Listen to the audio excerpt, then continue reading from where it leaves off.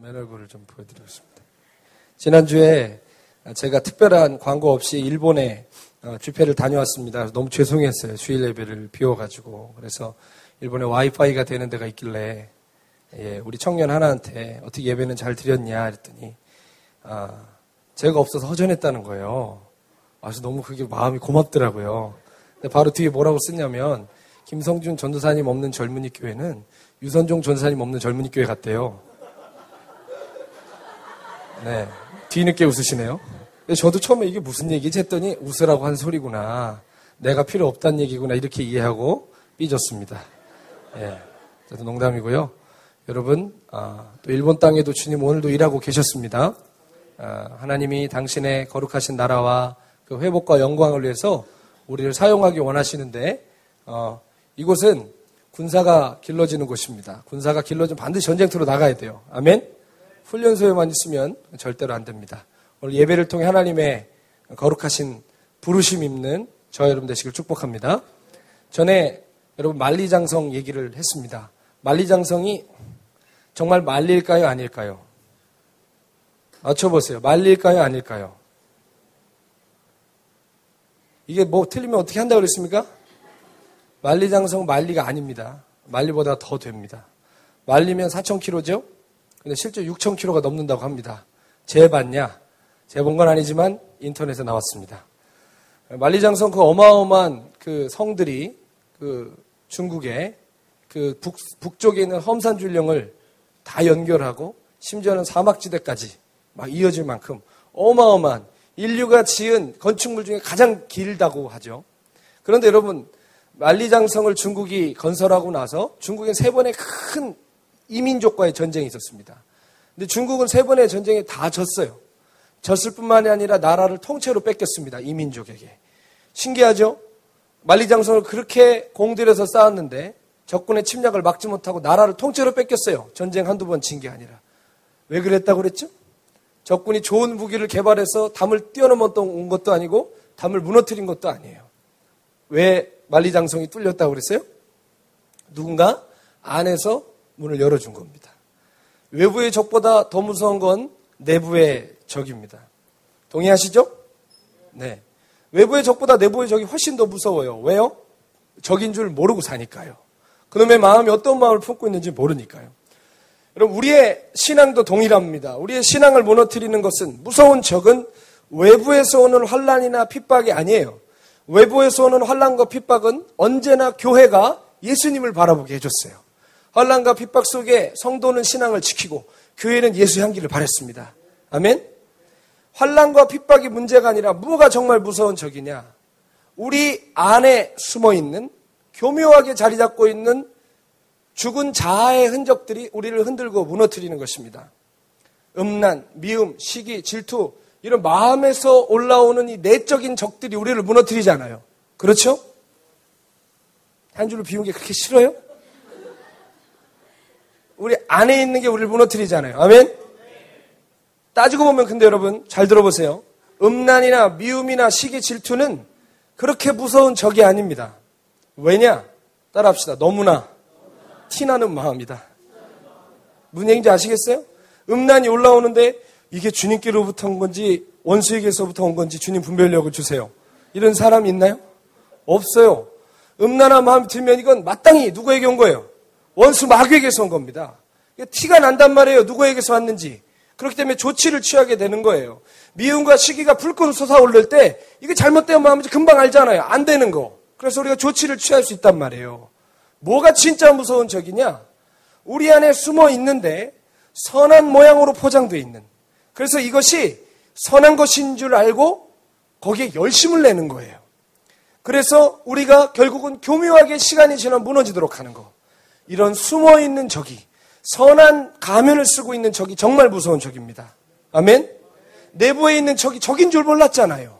밤에 몰라가서 문을 열어주죠. 누가 알았습니까? 마찬가지로 뻔한 건 우리를 어떻게 보면 넘어뜨리기 어려워요. 그런데 정말 교묘하고 선해 보이고 의로워 보이는 그것이 그 뒤에 원수가 숨어 있을 수 있다는 것입니다. 그것이 무엇이냐? 따라해봅시다. 허영심. 네. 허영심이 뭘까요? 허영심은 헛된 영광을 구하는 마음이에요. 더 쉽게 말하면 따라합시다. 영광 받고 싶어 하는 마음. 아멘? 영광 받고 싶어 하는 마음이 허영심이에요. 허영심은 아담의 자손에게는 누구나 있는 마음입니다. 아담이 태초에 하나님이 아담을 창조하셨을 때 아담을 보고 주님 뭐라고 말씀하셨죠? 보시기에 심히 좋았다. 완전한 창조물이었어요. 아담에게는 부족함이 없었어요. 온전한 충만만 있었습니다. 근데 아담이 죄로 인하여서 하나님의 생명에서 끊어졌을 때 그런 더 이상 충만한 존재가 아니라 결핍된 존재가 된 거예요. 뭐를 해도 만족이 있어요, 없어요? 없는 결핍된 존재로 전락을 한 것입니다. 아담은 하나님 안에 거했을 때 하나님의 완전하신 영광 속에 하나님의 충만하심을 경험하며 살았어요. 아담을 하나님의 생기를 싹 빼버리고 영적인 걸 딱 제거하면 아담의 값어치는 얼마나 될까요? 흙 한 줌입니다. 흙 한 덩어리예요. 아무것도 아니에요. 쓸모가 없는, 물리적으로 봤을 때는 아무것도 없는 존재지만 하나님의 충만하심 안에 거하니까 그에게는 부족함이 없었던 거예요. 좀 오래된 영화입니다만 닮아야 놀자라는 영화 기억하십니까? 추억은 방울방울하죠, 갑자기. 20대 초반 친구들은 잘 모를 거예요. 네. 자, 거기에서 제가 굉장히 은혜 받은 장면이 있습니다. 스님 보고 은혜 받은 건 아니고요. 그 조폭들이 사고를 쳐가지고 절로 머리 밀고 들어가잖아요. 그러면서 일어나는 에피소드가 거기 나온단 말이에요. 근데 큰 스가 뭐라고 얘기하죠? 야, 스들아, 밑빠진 독, 그러니까 밑빠진 독을 주면서 여기에 물을 다 채워 넣어라 하고 조롱박 하나 주면서 항아리 하나 주잖아요. 그렇죠? 네. 그게 조롱박이 아니라 무슨 플라스틱 바가지여도 용서하세요. 그 중요한 게 아니에요. 어찌됐든지 그걸 채우라고 주었습니다. 조폭들이 어쨌든 채워야 되니까 미친 듯이 막 하는데 차요, 안 차요? 안 차니까 얘네가 열받은 거죠. 그래서 제일 막내 조폭이 에이 하고 항아리 들어가지고 연못으로 확 던져버렸어요, 그냥. 근데 놀라운 사실을 발견했어요. 밑빠진 독이 연못에 빠지니까 어떻게 돼요? 물이 차는 거예요. 그래서 그때 깨달음을 얻었더라 이겁니다. 은혜를 받았어요. 예. 여러분 마찬가지입니다. 아담은 비록 흙덩어리일지라도 하나님의 완전하심 안에 거하니까 부족함이 없는 거예요. 아멘? 그의 존재가 대단해서가 아니라 하나님 안에 거했기 때문에 어떠한 존재, 어떠한 재질이든 완전한 충만함과 만족 가운데 거할 수 있었다는 것입니다. 그런데 이런 아담이 죄로 인하여 하나님과 끊어지게 된 거죠. 그러니까 이제 충만함이 아니라 지독한 결핍 속에서 살아가게 된 것입니다. 밑빠진 독에 물 붓는 인생이 시작된 거예요. 자, 여러분 하나님의 영광을 잃어버린 인생이 고작 할 수 있는 것이 뭔지 아십니까? 하나님의 영광을 흉내낸 자기 영광으로 자기의 빈 마음을 채우려 하는 것이 하나님을 떠난 인간이 할 수 있는 그러한 삶입니다. 따라합시다. 자기 영광으로 빈 마음을 채우려 하는 것. 그게 허영심이에요. 허영심. 자기 영광. 하나님의 영광이 아니라 영원하신 하나님의 영광이 아니라 자기 영광. 유한하고 썩어질 자기 영광으로 자기 빈 마음을 채우는 그게 아담에게서 하나님에게서 끊어진 아담 자손의 현주소라는 것입니다.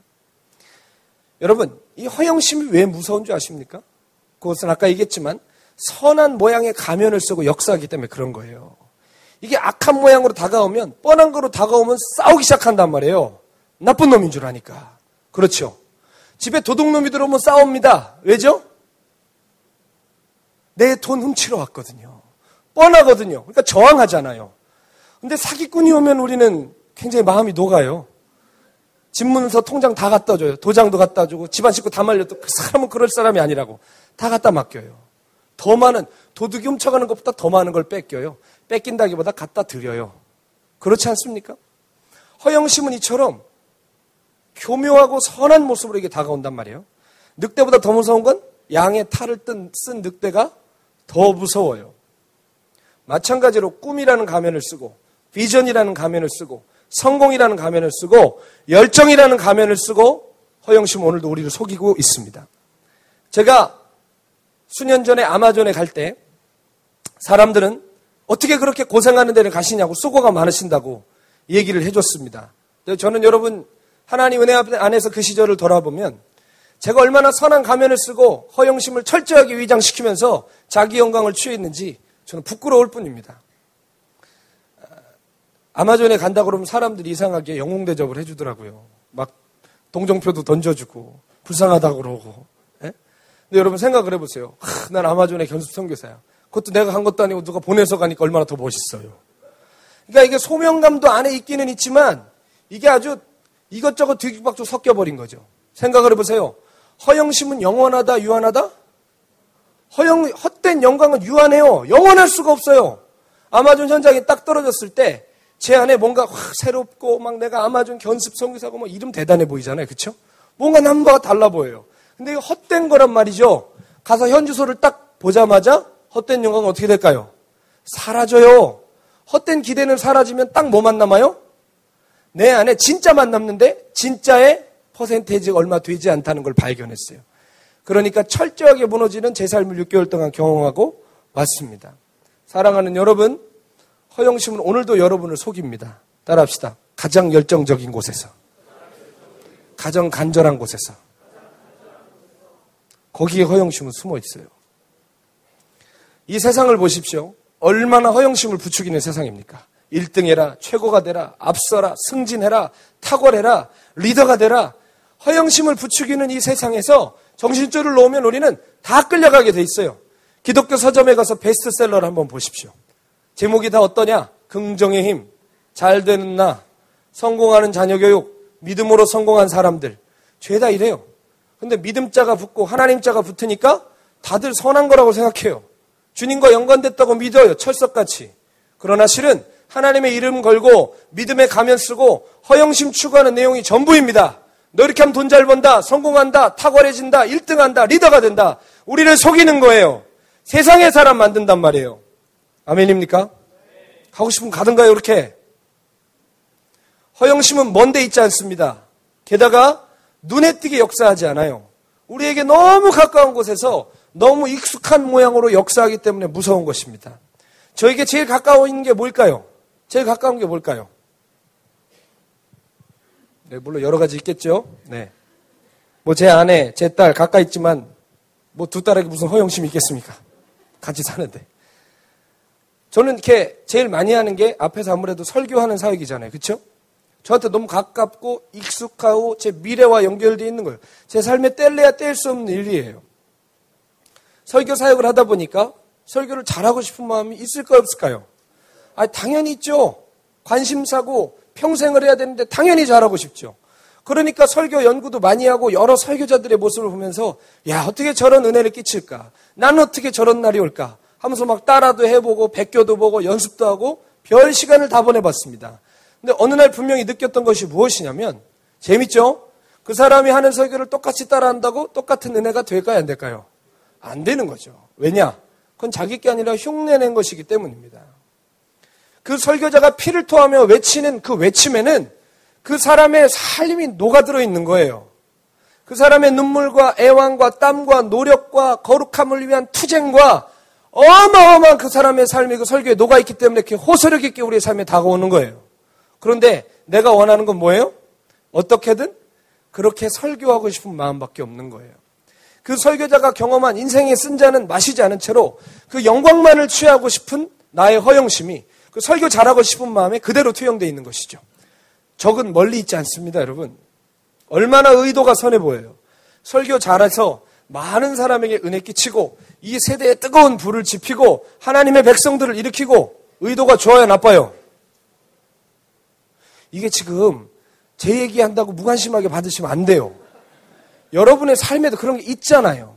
잘하고 싶은 거, 이걸로 쓰임받고 싶은 거, 팔자라고 생각하는 거, 그 뒤에 원수가 숨어 있단 말이에요, 여러분. 여러분을 자아추구하게 하고 허영심의 노예가 되게 해서 끌어간단 말입니다. 의도가 선해 보여요. 그러나 그 속에 허영심이 가면을 교묘하게 쓰고 휘죽고 있다고 생각한다면 얼마나 섬뜩하고 두렵습니까? 가장 무서운 적은 가장 가까운 곳에 숨어 있다는 것을 기억하십시오. 삼손이 무너진 것은 삼손보다 힘센 사람 때문에 무너지지 않았습니다. 가장 가까이 자기 품에 누워있는 들릴라 때문에 무너졌습니다. 솔로몬은 자기보다 더 지혜로운 사람 때문에 무너지지 않았습니다. 자기가 품에 끌어안고 있는 여인들 때문에 망했습니다. 원수는 여러분 품에 있습니다. 원수는 여러분 가장 가까이 있단 말이에요. 우리의 꿈 속에, 우리 열정 속에, 우리의 간절함 속에 원수가 숨어 있어요. 오늘 여러분 이 말씀 끝나고 기도하실 때 성령님의 빛 앞에 설 수 있도록 해달라고 기도하셔야 됩니다. 정말 내가 내고 있는 이 열심이 누구를 위한 열심인지, 누구의 영광을 위해서 그렇게 힘쓰고 애쓰고 땀 흘리는지 한번 돌아봐야 됩니다. 무장간첩은 별로 안 무서워요. 총 들고 오기 때문에 나타나기만 하면 간첩인지 누구나 알아요. 소탕하면 되는 거예요. 무장간첩보다 더 무서운 게 뭐죠? 위장간첩이요. 여러분 간첩입니까? 신원이 발각된 것 같은 표정을 하고 있어요. 위장간첩이 무서워요. 왜죠? 대한민국 국민들이랑 똑같이 살아가는 거예요. 발견하기도 어렵고 소통하기도 어려워요. 동일합니다. 원수는 바보가 아니에요. 가장 가깝고 가장 선해 보이는 그 영역에서 여러분의 숨통을 한 번에 쥘 날을 기다리고 있습니다. 예수님도 허영심에 관해서 수차례 경고하셨죠. 마태복음 6장 5절 말씀을 함께 보겠습니다. 함께 읽겠습니다. 시작. 또 너희는 기도할 때 외식하는 자와 같이 하지 말라. 그들은 사람에게 보이려고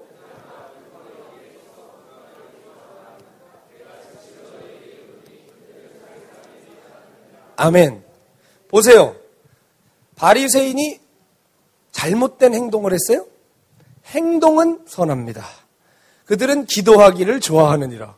여러분 기도하기 좋아하는 거 얼마나 좋아요? 우린 꿈꾸잖아요. 기도하기 좋아하는 거. 기도가 잘 안 되잖아요. 저만 그래요? 기도가 잘 안 돼요. 그런데 바리새인 기도하기를 좋아한대요. 그런데 앞에 전제 조건이 있어요. 왜요? 사람들에게 보이려고. 사람에게서 영광을 받으려고 기도하기를 좋아한대요. 그리고 그 기도는 하나님이 받으신다 안 받으신다? 받지 못하신다고 성경이 얘기하고 있어요. 또 요한복음 5장 44절 보겠습니다. 시작. 너희가 서로 영광을 취하고 유일하신 하나님께로부터는 영광은 구하지 아니하니 어찌 나를 믿을 수 있느냐. 아멘. 하나님께로부터 오는 영원한 영광을 취하지 않고 자기들끼리 영광 취하는 거예요. 아이고 형제 어쩜 그렇게 탁월하십니까? 어쩜 그렇게 악기를 잘 치십니까? 어쩜 그렇게 일을 잘하십니까? 성실하네, 일 잘하네. 이런 칭찬을 서로 왔다 갔다 하면서 영원하지도 않을 인간에게서 오는 만족감 가지고 서로 좋아하는 거예요. 에? 형님 먼저 아우 먼저 하면서. 그러면서 하나님께로부터 오는 영광은 구하지 않는 거예요. 그러한 사람은 예수님을 믿을 수 없다는 말은 기독교를 떠난다 이 얘기가 아니라 예수님을 신뢰하며 따라갈 수 없다 이 말이에요. 다시 말해 따라합시다. 사람 영광 취하면서 주님 따를 수 없다. 아멘. 하나님의 영원하신 영광만으로 우리가 주님을 따를 수 있는 것입니다. 사람에게 보이려고 하는 모든 기도, 모든 구제 주님 앞에 헛되다고 얘기하시는 거예요. 아무리 모양이 좋아 보여도 그 속에 있는 의도가 악하면 그것은 하나님이 받으실 만한 것이 되지 못한다 이 말입니다. 아멘입니까? 우리가 버릇처럼 쓰는 말 있죠? 뭐를 위하여? 하나님의 영광을 위하여. 툭 하면 그런 얘기 많이 해요. 너 그거 왜 하냐? 하나님의 영광을 위해서요. 너 그거 왜 꼭 그 길로 가려고 그러냐? 하나님의 영광을 위해서요. 여러분 이 말이 얼마나 우리의 허영심을 기가 막히게 포장해주는 포장 재료가 되는지 모릅니다. 고등학생들 가만히 보면 고3 되면 예배 저절로 빠져요. 예배 빠지면서 뭐라 그러냐면 내가 비록 1년 동안 예배는 빠지지만 내가 공부 열심히 해서 좋은 대학 가서 하나님께 영광 돌리겠대요. 사랑하는 여러분, 제 말을 또박또박 따라 하십시오. 하나님은 그런 치사한 영광 안 받는다. 아멘?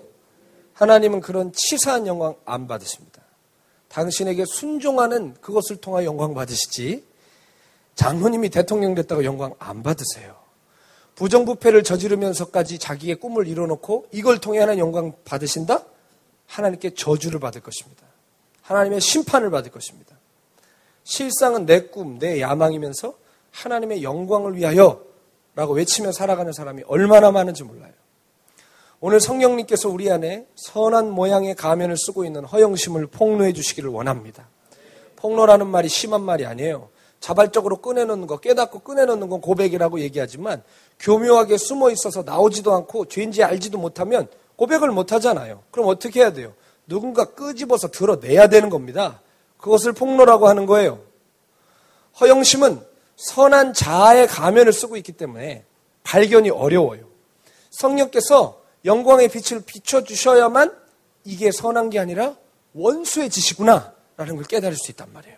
오늘 주님께서 우리 안에 그 은혜 주시기를 원합니다. 허영심은 말 그대로 헛된 영광을 구하는 것이기 때문에 구해도 만족이 없어요. 아무리 벌어도, 아무리 올라가도, 아무리 앞서도, 아무리 탁월해도 만족이 있어요, 없어요? 없는 겁니다, 여러분. 있나 보죠? 여러분, 여기 20대 초반 여러분만 해도 알 거예요. 인생 뜻대로 돼요? 고등학교 때 대학만 가면 뭐라도 될 것 같았잖아요. 근데 대학 오니까 뭐라도 돼요? 아무것도 안 돼요. 더 안 돼요, 더 안 돼. 20대 후반 여러분, 그래도 내가 졸업을 하고 취업을 하면 뭐가 되겠지? 뭐가 되긴요? 취업도 안 돼요. 에? 아무것도 안 돼요. 인생 뜻대로 돼야 안 돼요. 30대 넘어가면서 뭔가 내가 이제 30대니까 인생에 뭔가 진지함과 기품이 있겠지. 진지하고 깊어져요? 깊은 절망뿐이에요. 에? 없어. 40대 넘어가면서 40대를 넘어가면 유교에서 뭐라고 얘기합니까? 불혹이라고 그러죠. 불혹이 뭐예요? 아무런 유혹에도 굴하지 않는다. 흔들리지 않는다. 이런 뜻이죠. 예. 온갖 유혹이 우리를 헤집어 놓습니다. 우리 인생 우리 뜻대로 된다 안 된다? 안 돼요, 여러분. 헛된 영광을 구하는 인생은 절대로 만족할 수 없어요. 아무리 사랑하는 사람 만나서 결혼해 보세요. 헛된 영광을 구하는 것이면 그거를 통해 오히려 고통을 맛보게 돼 있습니다. 당장 사람들의 칭찬을 받고 하는 일이 잘 되면 잠시 잠깐 만족 비슷한 감정이 들어요. 근데 그건 만족이라는 표현은 맞지 않아요. 일시적인 성취감일 뿐이에요. 이 일을 잘한 거죠. 사람들이 좋은 평판을 해주기 때문에 그건 성취감일 뿐이에요. 곧 찾아오는 공허함 속에서 더욱 허무한 영광을 구하면서 살아갈 수밖에 없습니다. 밑 빠진 독에 물 붓는 거죠. 저도 여러분 솔직하게 고백하면 제가 설교하기로 올라오기 전에 예배 속에 하나님의 영광을 뜨겁게 경험하면 예배를 설교를 좀 잘 못해도 그날은 너무 충만해요. 마음에 기뻐요. 그런데 설교 한자 한자 정말 제가 준비한 대로 틀리지 않고 다 전하고 예배도 사람들이 막 뜨겁게 많이 오는 그런 집회를 치러도요.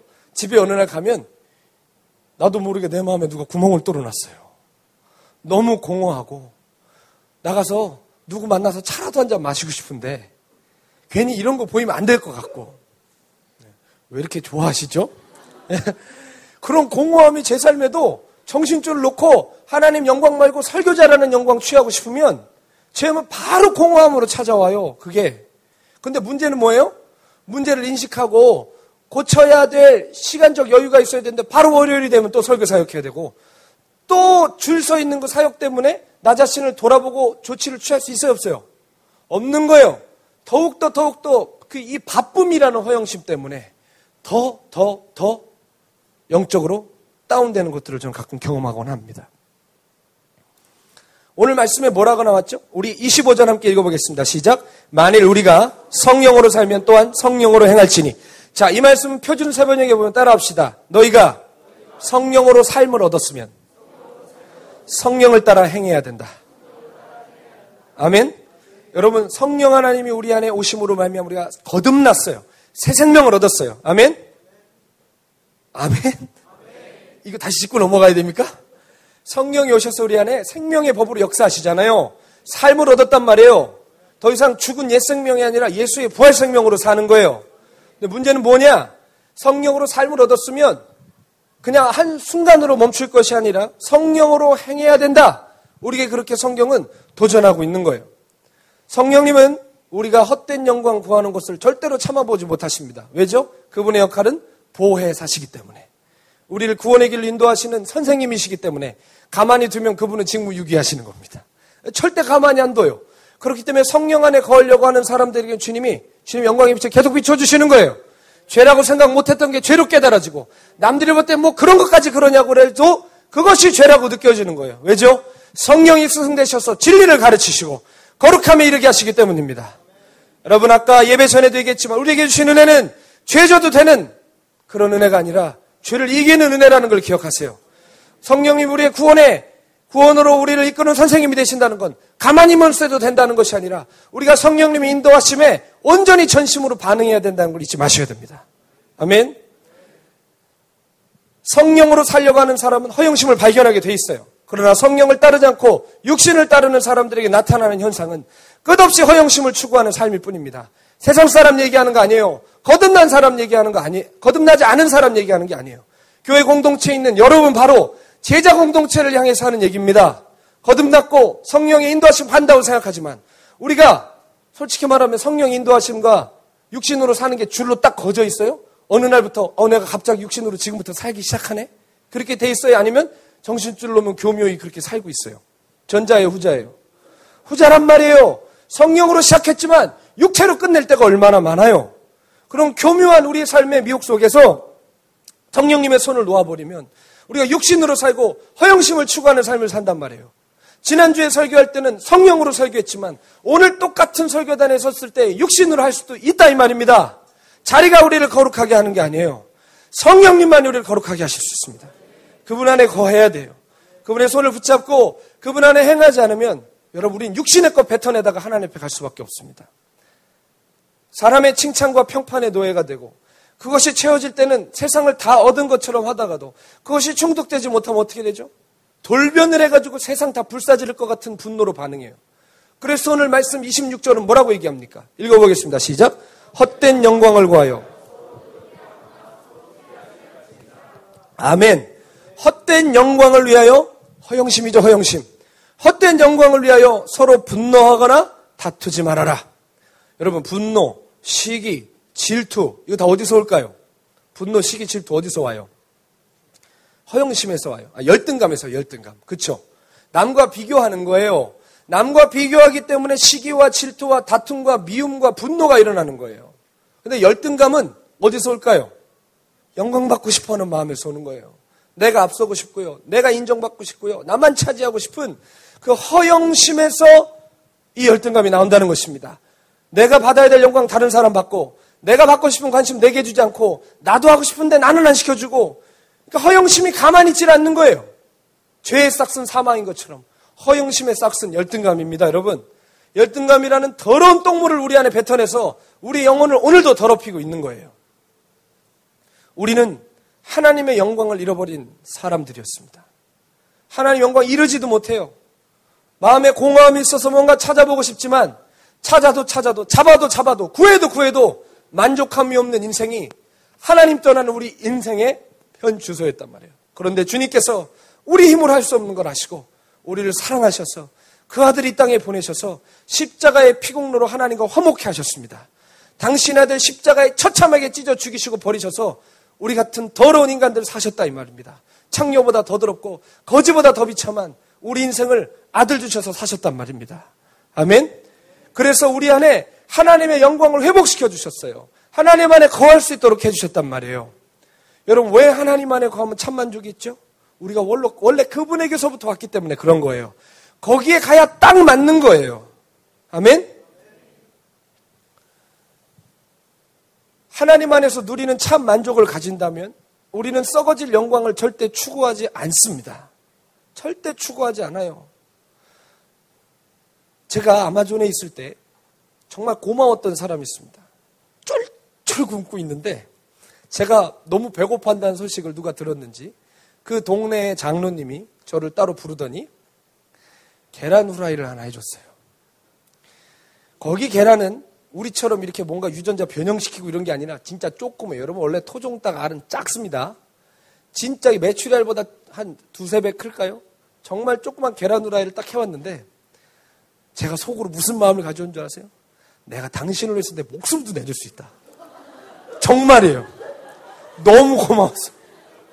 내가 당신을 위해서 내 목숨을 내줄 수 있겠는 거예요. 진짜 너무 고마워. 손을 털썩 잡고 그 전까지만 해도 이 장로님 좀 얄미웠어요. 교회 지도자가 교회도 맨날 늦게 오고 예배도 안 드리고 막 이래서 아유 저기야 무슨 장로긴 장로야. 근데 그날 손잡고 내가 나랑 꼭 천국에 같이 가자고. 네? 너무 고마웠어. 근데 거기서 나온 다음에 제가 이렇게 배부른 자유세계에 살면서 누가 계란 후라이 딱 줄 때 제가 뭐 대단히 고마워하겠습니까? 굶주려 하지도 않는데. 마찬가지예요. 하나님의 영광을 경험한 사람은 썩을 영광으로 만족한다 못한다? 못하는 거예요. 여러분이 아무리 자빠지고 넘어지고 무너져도 세상에 나갔는데 이상하죠? 즐거워요 안 즐거워요? 만족이 있어요 없어요? 왜일까요? 여러분 영혼을 경험했기 때문에 그런 거예요. 참 만족이 뭔지 알기 때문에 세상 거로 만족이 없는 거예요. 아무리 넘어지고 쓰러지고 다 부셔져서 집 밟혔을지라도 여러분이 딱 알맞는 자리는 세상이 아니라 하나님이시라고 성령님이 여러분 안에 증거하는 겁니다. 죄 지려고 해도 괴롭잖아요. 왜 그럴까요? 제가 그렇게 즐거웠는데 여러분 자리가 아니기 때문에 그런 거예요. 그렇기 때문에 얼마나 무너졌느냐 계산하지 마세요. 돌아오면 되는 거예요. 주님 앞에. 하나님은 악인이 죄 가운데 죽는 거 기뻐하지 않으신다고 그랬어요. 죽기로 정해진 자가 죽는 것도 기뻐하지 않으신다고 그러셨어요. 그가 회개하고 주님께 돌아오는 것을 주님 오늘도 기다리신다고 하셨습니다. 사랑하는 여러분, 헛된 영광 속에 엎어져 죽지 말고 곧 죽어도 하나님 영광 앞에 엎어져 죽으십시오. 그게 여러분 삶의 은혜를 가져다 줄 것입니다. 허영심은 자아추구고 탐심이고 자신을 섬기는 우상숭배예요. 허영심이 누구를 위한 거예요? 하나님 위한 거예요? 나 위한 거예요? 나 위한 거, 나의 영광 위한 거면 우상숭배예요. 탐심 우상숭배라고 골로새서에 말씀하셨습니다. 또한 하나님 이사야 말씀에 뭐라고 하시죠? 나는 여호와니 이는 내 이름이다. 나는 나의 영광을 다른 자에게 주지 않겠다. 나의 찬송을 우상에게 주지 않겠다. 여러분 잘 기억하셔야 돼요. 자기 영광 추구하는 허영심의 다음 단계가 뭔지 아십니까? 그 다음 단계는 따라합시다. 하나님 영광 가로채는 것이다. 아멘. 자기 영광으로 다 채우면 그 다음 뭐 한다고요? 만족이 아니라니까요. 뭐예요? 하나님 영광 가로채기 시작하는 거예요. 실례로 이 땅에 여러분 이름만 대면 다 아는 은사자들, 능력자들, 병 고치는 사람들, 죽은 사람 살리는 사람들 왜 이렇게 무너지는 소식이 많이 들립니까? 왜 영으로 시작했다 육으로 마칩니까? 그것도 세상 사람들도 도리질할 정말 기본적인 윤리 기준도 무너뜨린 죄 때문에 왜 세상의 욕을 먹어야 되겠습니까? 여러분 저도 한때 산에 올라가서 부르짖으며 하나님 앞에 은사를 구해본 적이 있었습니다. 근데 지금 돌아보면 여러분 은사는 선한 거예요? 악한 거예요? 은사는 선한 거예요. 하나님 은혜의 선물이에요. 근데 뭐가 악해요? 우리의 의도가 악한 거예요. 여러분 우리의 의도가 섞여 있는 거예요. 하나님 영광을 위해 쓰겠다. 주의 교회에 위해 쓰겠다. 죽어가는 양떼들을 위해 쓰겠다. 말은 잘하지만 우리 안에 허영심이 처리가 안 돼 있는 거예요. 헛된 영광 이거에서 목회 크게 하고 싶고 유명해지고 싶고 잘 나가고 싶고 여러분 그게 우리 안에 교묘하게 숨어 있는 것입니다. 그렇기 때문에 우리는 성령 은사보다 성령의 열매를 먼저 맺어야 되는 거예요. 은사 다 좋아요. 그러나 은사는 뭐 같다고 그랬어요? 꽃 같다고 그랬어요. 향기 나고 아름답고 사람들이 막 거기 모여요. 여러분 성품 좋은 사람한테 모여요? 기적 일으키는 사람한테 모여요? 기적 일으키는 사람한테 모여요. 왜? 꽃 같으니까요. 향기 나고 아름다워요. 그러나 기억하셔야 됩니다. 따라합시다. 꽃 떨어진 자리에는 열매 맺혀야 된다. 여러분 이건 자연법칙이에요. 그렇죠? 꽃 떨어진 자리에 열매 안 맺히면 어떻게 되는 거예요? 농부가 찍어 풀에 던지는 겁니다. 여러분 방언하고 예언하고 삼층천 왔다 갔다 하고 온갖 은사 다 받으셔도 성령의 9가지 열매 맺지 못하면 우린 찍혀 풀에 던질 것입니다. 여러분 성령 받은 사람은 예수님 닮아가는 사람이지 능력 행하는 사람이 아니에요. 열매 위에 꽃이 성령의 열매 위에 은사가 세워지면 그 사람은 잘 무너지지 않습니다. 그러나 열매가 준비되지 않은 채로 은사만 구하면 얼마나 많은 사람이 무너져요. 얼마나 많은 사람들이 타락하냔 말이에요. 수없는 능력자들, 은사자들이 오늘도 그렇게 무너져가고 있습니다. 왜죠? 막상 능력 나타나고 사람 모이니까 이 자기 영광을 충만하게 채웠어요. 그러니까 두 번째는 뭐예요? 이제 됐다가 아니라 하나님 영광 취하기 시작하는 거예요. 지가 했다고 생각하는 거예요. 함부로 말하고 하나님 경외함이 없는 거예요. 그러니까 어떻게 됩니까? 죄로 빠지는 거예요. 마태복음 7장 21절에 주님 앞에 나와서 내가 주의 이름으로 선지자 노릇했습니다. 귀신을 쫓았습니다. 능력 행했습니다 하는 사람이 이 사람들일 수도 있어요. 이 사람들이 평생 자기들이 주님이 나 모른다고 할 줄 알았을까요? 몰랐을까요? 절대 모르고 살았을 겁니다. 왜요? 능력 나타나니까요. 은사 나타나고 사람들이 모이니까요. 그러나 하나님 영광 가로채고 교묘하게 허영심의 노예가 됐을지 여러분 누가 알았겠습니까? 오늘 우리는 우리의 언어 습관 속에 우리의 사역의 현장 속에 우리의 꿈과 비전 속에 우리의 이런 허영심이 숨어있지 않은지 돌아봐야 될 줄로 믿습니다. 허영심은 가장 가까운 곳에 있어요. 여러분 가만히 여러분의 언어 습관을 돌아보세요. 뭐 할 때 이거 내가 한 거야 이런 말 얼마나 많이 해요. 내가 한 것처럼 영광 받는 자리에 내가 꼭 끼려고 그러잖아요. 아이 그래 안 그래요. 내가 말 한마디라도 해서 이거 내가 한 거라고 드러내고 싶어 하잖아요. 근데 또 얼마나 사람이 악독한지 손해보는 자리에는 껴요 안 껴요? 지가 했는데도 안 껴요. 그런다니까요. 우리의 허영심 멀리 있지 않아요. 말의 습관 속에도 있어요. 이거 내가 했다고. 내가 이렇게 해서 한 거라고. 저도 그런 실수를 범하는 사람입니다. 사회의 현장 속에 얼마나 그런 거 많아요? 못 하나를 박아도 주님 앞에서 하는 것처럼, 지푸라기 하나를 집어도 주님 앞에서 하는 것처럼 해야 될 터인데, 이걸 해도 누가 봐주지 않을까? 이걸 하는 거로 누가 칭찬해 주지 않을까? 여러분, 그 하나님 영광 가로채고 계신 겁니다. 주님이 받으셔야 될 영광. 여러분, 우리가 예수님 주님이라고 부르는 순간 머리털 하나도 우리 거 아니고요. 손가락 하나 까딱하는 것도 하나님 은혜 아니면 안 됩니다. 동의하십니까, 여러분? 다 주님의 은혜란 말이에요. 근데 우리가 하는 것에 있어서 얼마나 우리가 영광 취해요. 내가 그래도 이렇게 살았기 때문에 하나님 함께 하신다는 것처럼. 여러분, 그런 하나님 영광 취하는 것이 어디 있습니까? 허영심은 다시 한번 따라주세요. 가장 가까운 곳에, 가장 열심 내는 곳에, 가장 사모하는 곳에, 거기 숨어 있어요. 거기 숨어 있어요. 따라하지 않으셔도 돼요. 제가 어제 갑자기 전화를 받았습니다. 방주교회에서 전화를 받아서 8시 예배를 갑자기 설교하라는 이야기를 들었습니다. 박보영 목사님께서 어제 필리핀에 집회차 나가셔서 주일을 비우게 되셨어요. 8시 예배 설교를 하라고 얘기를 하는데 할 수 있냐고 물어보면 좋은데 이미 정해졌다는 거예요. 저희 선택의 권한이 없죠. 근데 제가 굉장히 당황스러웠습니다. 왜냐하면 젊은이 교회 설교도 아직 준비가 안 된 상태에서 8시 예배도 준비하라 그러니까 굉장히 부담이 많았습니다. 근데 이상하게요. 저는 그것보다 더한 부탁도 들어봤어요. 더한 요구도 다 해봤는데 어제는 이상하리 마치 마음이 굉장히 무거운 거예요. 하기 싫은 마음이 들 정도로. 한 번도 그런 적이 없는데 부탁한 전사님한테 전화해서 이거 꼭 내가 해야 되는 거냐고. 할 사람이 나밖에 없냐고. 구해보고 다시 연락 달라고. 이렇게 할 정도로 너무 하기가 싫더라고요. 왜 이렇게 마음이 어려울까? 이거보다 더한 상황에서 됐는데 라는 생각을 해봤어요. 근데 여러분 묵상할 때 주님께 제게 깨닫게 하신 건 너 허영심이 가득하다. 헛된 마음이 가득하다. 그 마음을 제 안에 주셨습니다. 허영심 헛된 마음이 뭘까요? 어렵지 않아요. 뭘까요? 잘하고 싶은 거죠. 잘하고 싶은 거죠. 그 자리에 제가 책임감을 가지고 서야겠다라는 생각을 갖기도 하지만 또 잘해야 되겠다는 생각이 또 들잖아요. 그렇죠? 이게 얼마나 사람의 마음을 누르든지 여러분 설교를 안 해봤기 때문에 뭐가 그게 대단해 이렇게 생각할 수 있지만 저한테 굉장히 큰 무거운 짐이었습니다. 잘하고 싶었다기보다 솔직한 말로 잘 보이고 싶은 거죠. 하나님한테요, 사람한테요? 사람한테요. 제가 실은 지난주 일주일간 좀 몸이 아팠습니다. 그렇기 때문에 최고의 컨디션이 아니었어요. 몸도 어제 좀 안 좋았고 안 좋은 상태에서 설교를 2개나 준비하려고 하니까 왠지 그런 거 있잖아요. 최고의 게 안 나올 것 같은 거. 그렇다고 제가 젊은이 교회 거를 힘을 덜 썼고 거기 걸 더 많이 쏟을 수 없고 그렇다고 여기 걸 많이 쏟자니 저기선 잘하고 싶고 완전히 허영심이 사람 미치게 만드는 거예요, 여러분. 여러분 계속 마음에 고민이 되니까 어떨까요? 설교 준비는 안 될 뿐만 아니라 힘 빠지고 무기력해지는 거예요. 하기가 싫은 거예요. 여러분 허영심에는 2가지 열매가 있습니다. 첫째, 교만.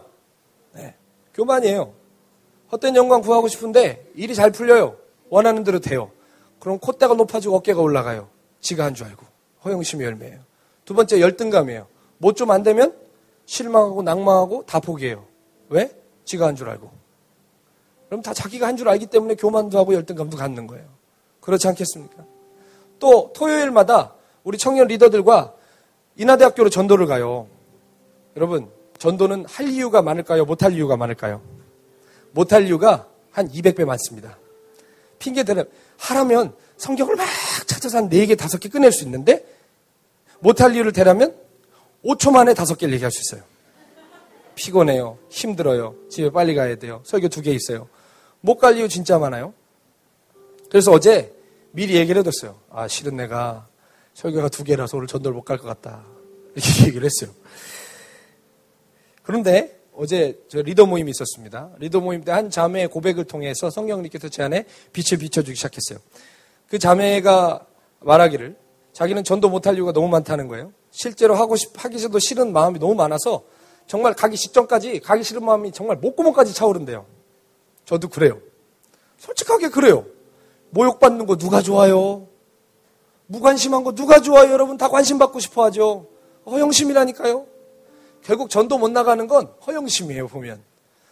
무시당할 거 뻔하거든요. 안 들어줄 거 뻔하거든요. 그러니까 기분 상할 거 뻔하고요. 안 나가는데, 어제 제가 안 나가겠다고 했는데 그 자매 얘기 들어보면 뭐라 그러냐면, 목구멍까지 그런 마음이 올라오는데, 전도 후에 하나님께서 채워주신 충만함이 뭔 줄 알기 때문에 나는 몸부림을 치면서라도 나간다는 거예요. 끌려서라도 나간다는 거예요. 근데 그 말을 듣는데 갑자기 성령께서 무슨 깨달음을 주시냐면, 그래, 설교 잘하려고 하는 그 허영심을 버리고 저 영광, 하나님 채우시는 저 영원한 영광, 하늘에서는 영광, 내가 해야 되는 일에 대해서는 혹시 조금 못할지라도 하늘에서 주시는 저 영광이면 내가 살 수 있겠구나. 저 영광이면 능히 할 수 있겠구나.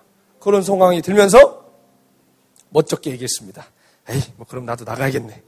그렇게 하고 모임이 끝나자마자 기타를 들고 저희 전도팀끼리 모여가지고 예배를 드리기 시작하는데 어제 따라 또 예배를 드리는데 지금 기름 부으시면 얼마나 부어주시는지 막 너무너무 뜨거운 거예요. 여러분 기억하세요. 예배는 하나님 높이는 것이지 우리 감정 노래하는 시간이 아니에요. 아멘? 우리는 감정 타는 노래 되게 좋아합니다.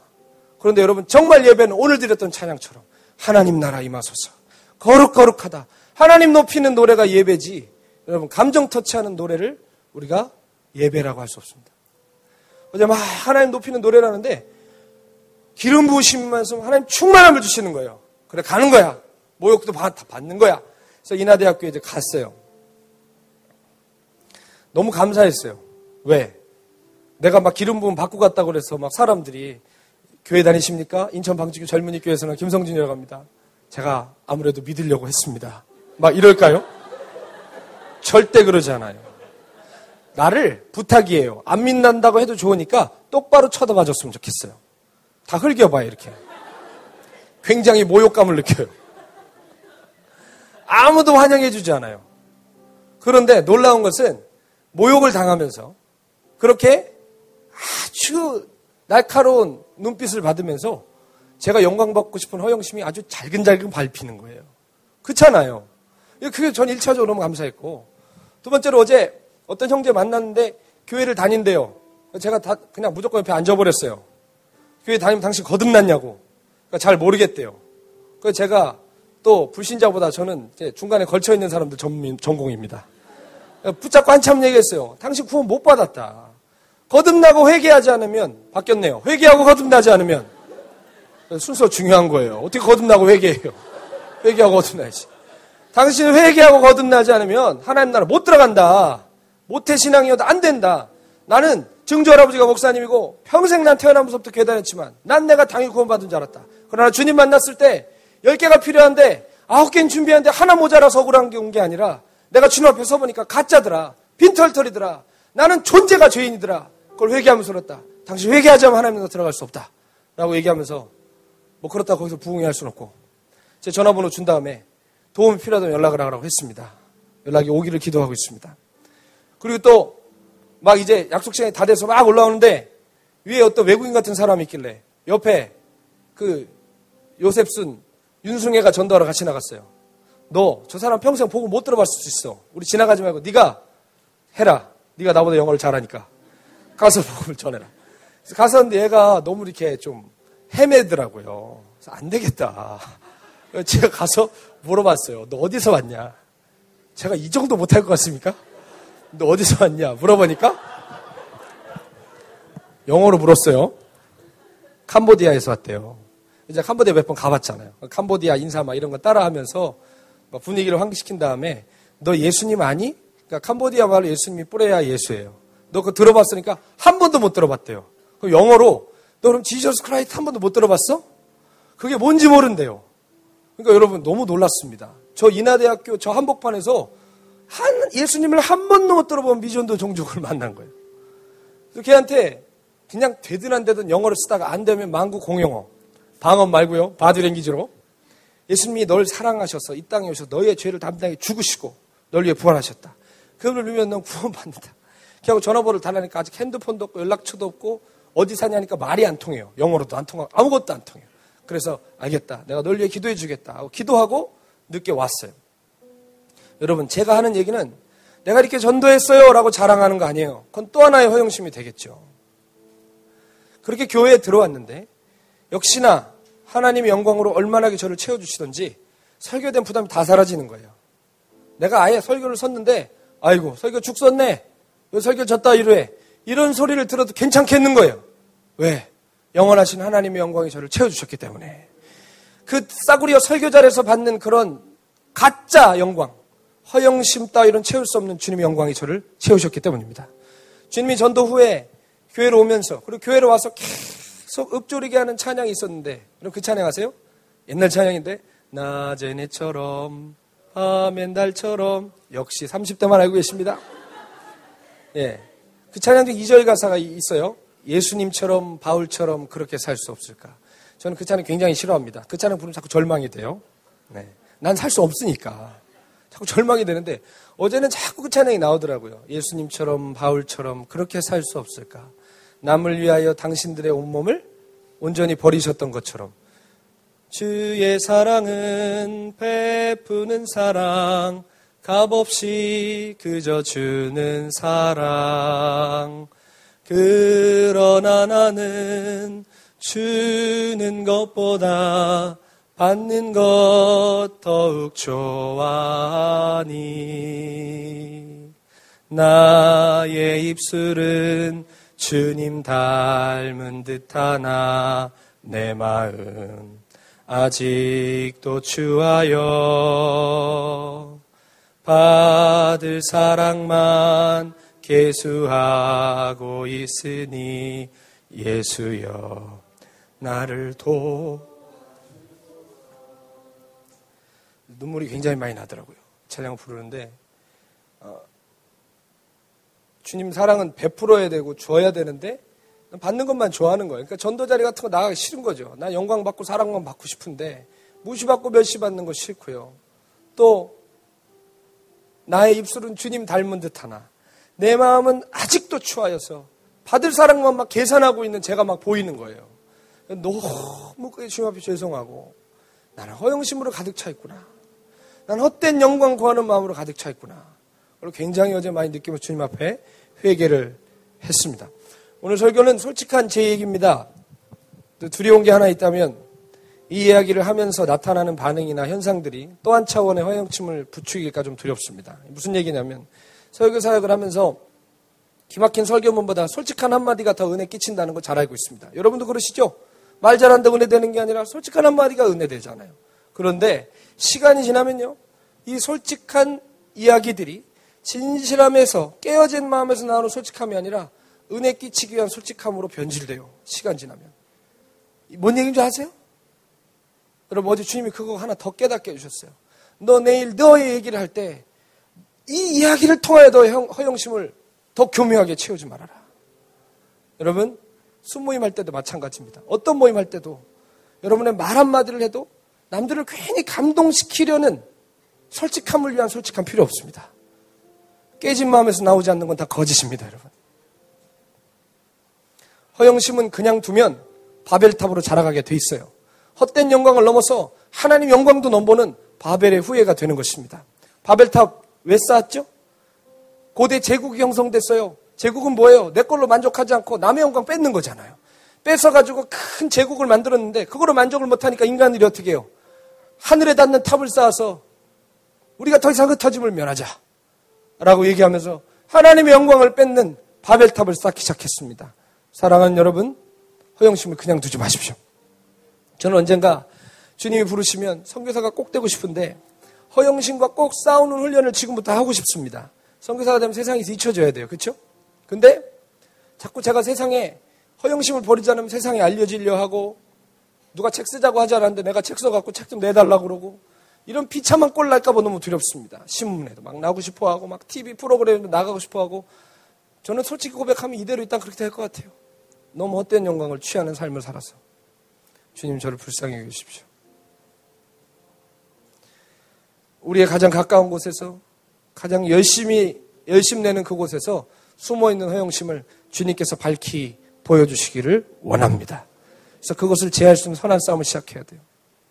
예레미야 2장 말씀 우리에게 말씀합니다. 이 백성이 내게 두 가지 악을 행했는데 첫째는 따라합시다. 생수에 근원된 나를 버린 것과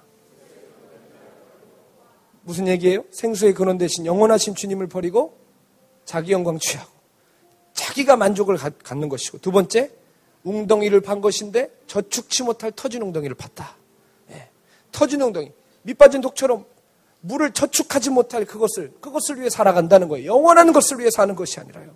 사랑하는 여러분, 주님의 빛으로 주님이 오늘 우리를 비춰주셔서 우리 안에 허영심의 우상을 발견하게 하시고 주님만이 우리의 목적 되게 하신 은혜가 있기를 바랍니다.